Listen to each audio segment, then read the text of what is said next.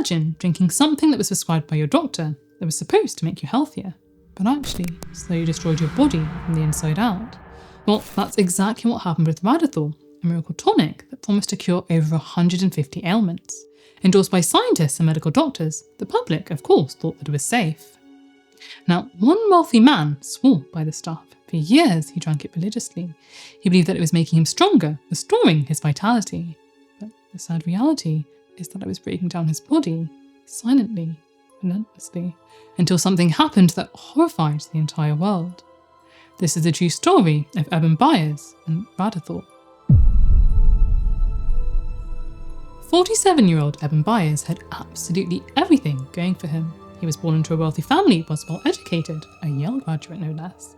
He was handsome, well built, and of course, the ladies loved him. Sounds just like me, the handsome and well built part, I mean. No comment. He was also an amazing golfer who had won the US Amateur Golf Championship in 1906. Now, as if all that wasn't enough, he'd become chairman of the family's iron company. The company was hugely successful, so now he had so much money he didn't know what to do with it all. Buying property seemed like a good idea, so he bought houses all over the place in New York, Rhode Island, Pittsburgh and South Carolina. He even decided to buy some horse racing stables in New York and England. Eben really was on top of the world. But sadly, that was all about to change. It was November the 19th, 1927, and Eben had just finished watching the annual Harvard-Yale football game. He was positively buzzing because Yale, his alma mater, had just won. The journey back home to Pittsburgh was going to be a really long one, and of course, rich Eben would be doing it in style. You see, he'd rented a private booth on one of those luxury Pullman party trains. After a rather fun-filled night celebrating Yale's win, he returned to his private booth, climbed up into the top bunk bed, and drifted off to sleep. Now, maybe he rolled too far in his sleep, or maybe the train jolted, sending him flying. But whatever the case, poor Eben fell from the top bunk and he landed on his arm. The pain was absolutely excruciating. Now, Eben certainly wasn't a doctor, but it didn't seem like anything was broken. Hopefully, he'd just be able to sleep it off. He gingerly got back into bed, shut his eyes, and drifted off to sleep once more. The next day, Eben woke up feeling a bit worse for wear, the result of a little too much celebrating. It wasn't just that though, his arm was still really sore. He hoped that the pain would ease up over the next few days, but it just wouldn't go away. It was awful. It was definitely time to get his arm checked out by a doctor. Eben actually ended up seeing quite a few doctors, but for some reason, none of them could seem to fix his arm. And my goodness, was this sore arm turning into a pretty big deal. He couldn't play golf properly anymore, and rumour had it that his performance in the bedroom had been affected. He was so popular with the ladies that he'd earned the nickname of Foxy Grandpa, and this whole injury thing was starting to ruin his reputation. Wow, what a nickname! I want to be a Foxy Grandpa. This is definitely something that I do not want to imagine. Anyway, poor Eben was at his wit's end. Eventually, he was put in touch with a renowned physiotherapist called Charles Moyer. Charles had started off his career practicing general internal medicine, but now he specialised in the shiny new field of electrotherapeutics and X-ray therapy. And Charles, well, he knew just the thing to help Eben, the new wonder drug, Radithor. Created by a Dr. William Bailey, this miracle drug could apparently cure more than 150 different ailments. What's more, Radithor was harmless in every respect. Charles even took the medicine himself, and he told Eben that it was a very good thing. That settled it. If Charles, a doctor, was taking it and singing its praises, then it really must be good. Eben started taking Radithor right away. And you know what? It worked. He felt amazing. His arm pain, it vanished. His energy was back, his libido was back, and he was on top of his golf game again. The Foxy Grandpa was back. This Radithor stuff was super expensive. Eben was paying Charles $500 for a case of 30 half-ounce bottles. To Eben, it was worth every cent though. It really was a miracle drink. Eben kept upping his dose. One bottle a day turned into 2, then 3. Triple the standard dosage, but he'd never felt better. He was so impressed by Radithor that he wanted those close to him to try it too. He sent a case of it to his good friend Mary Hill, who was also an athlete. She tried it, loved it, and became a regular user too. He sent cases of it to some of his other friends as well, to his girlfriends, to his business partners, and he even fed some of it to his beloved racehorses. Eben swore by Radithor. It made him feel fantastic, so healthy, so energetic. Over the next few years, he drank a staggering 1,400 bottles of it. It was sometime in October 1930, though, that Eben started to feel a little bit under the weather. He'd stopped taking Radithor at this point and complained to his doctor that he'd lost that toned-up feeling. He was having all these headaches, his jaw hurt, his teeth hurt, and he'd even started to lose a bit of weight. The doctor checked him over and assured him that it was nothing serious, nothing to worry about, just a bad case of sinusitis. Well, it was definitely a very bad case of something, because no matter how much Eben rested, he just felt sicker and sicker. He was still losing weight and the pain was getting worse. Then the unthinkable happened. His teeth began to fall out. There was definitely something much more sinister than sinusitis going on. Of course, Eben's doctors then started to take his condition more seriously. They had some radiographs done, and these were examined by a radiologist called Joseph Steiner. And they noticed something quite intriguing. Eben had started to develop bony lesions in his lower jaw, and these were strikingly similar to those seen in the Radium girls. Now, you might have heard about the Radium girls before. They were women who throughout the 1910s and 20s worked in factories painting watchdials. The paint that they used contained a teeny bit of radium mixed with zinc sulfide, which reacted together to make the paint glow in the dark. It was a pretty nifty effect, and glow-in-the-dark watches quickly became a hit with the public. On top of this, demand for luminous stars and signs skyrocketed when the US entered World War I in April 1917. When these women were painting the dials, they used this technique that was called lip pointing, a technique that involved putting the paintbrushes in their mouths to draw the bristles into a sharp point. You see, the numbers and dials that they painted were very fine, and a sharp point was needed to help them paint with precision. The routine that they followed was lip dip paint, over and over again. This of course meant that they ended up swallowing some radium in the process. The women didn't just blindly follow this technique though. They asked if it was safe to do so, and they were told that they had absolutely nothing to worry about. Radium was completely harmless in the tiny quantities that they'd be using, and if anything, ingesting it was good for their health. After all, it was a miracle substance, a cure-all that could treat practically anything, even cancer. At the time, radium was used in all kinds of products. Teas, face creams, health tonics, toothpaste, inhalers. There were radium-lined flasks to infuse your water with the stuff, radioactive jockstraps, paperweights, the list goes on. So, with their minds now at ease, the women carried on with their work. Lip dip paint, again and again. Some even had a little bit of fun with the paint, putting streaks in their hair before they went out on dates, and painting their teeth and fingernails with it. Meanwhile, the men working in the labs at these factories, dealing with much larger quantities of radium, mind you, were given protective equipment to use, ivory forceps and lead-lined aprons. In the early 1920s, tragedy struck. Many of these dial painters began to fall ill. Their jaws and their teeth started to hurt, and sometimes their teeth fell out. They suffered from anemia, developed tumours, their bones began to disintegrate, and sadly, some of these women even died. There was definitely growing evidence that perhaps radium wasn't as safe as people had originally thought. So why have I told you all of this then? Well, as you might have already guessed from the name, the not-so-secret ingredient in Radithor was radium. Radithor was just one of the many radium cure-alls on the market. Now, this obsession with radium was really getting quite out of hand. There were so many radium products out there, all making absolutely ridiculous claims about what they could do for you. They could whiten your teeth, get rid of your wrinkles, cure cancer, restore your vigour and vitality, cure your arthritis and your diabetes. It was definitely time for the government to step in. So, in 1926, a precursor to the FDA started to do a little bit of investigating. They found that around 95% of the radium solutions that they tested did not actually contain any radium at all. Phew, thank goodness. Oh, I know, right? Thankfully, radium was eye-wateringly expensive, around $120,000 per gram. And the fact that it was so expensive probably saved quite a few lives. For the 5% of products that did actually contain radium, the department warned the public against taking them. Their healing claims were of course wildly overstated, and not just that, they warned that the radioactivity might actually do more harm than good. Apart from putting out a warning, there wasn't much else that the department could do. At the time, they didn't have the power to stop these products from being sold. Now, unfortunately for our poor Eben, Radithor was one of the few products on the market that actually did contain radium. Those lesions that Dr. Steiner saw on Eben's radiographs, well, he suspected that they were the result of radium intoxication and that Radithor was to blame. They got a second opinion from a radium expert, Frederick Flynn, who had examined many of the dial painters. He agreed with Dr. Steiner. This was radium poisoning, and sadly, Eben's body was slowly disintegrating. Other doctors weren't as convinced though. You see, Radithor was actually a pretty popular medicine, and between 1925 and 1930, over 400,000 bottles had been sold worldwide. If it really was dangerous, surely more people would have been getting sick from it, but there hadn't been any other reports of illness. Many doctors believed that Radithor couldn't possibly be harmful because it contained such a tiny amount of radium. There was this growing field of treatment called mild radium therapy. The idea was that radium taken in very small quantities was beneficial, a powerful metabolic catalyst.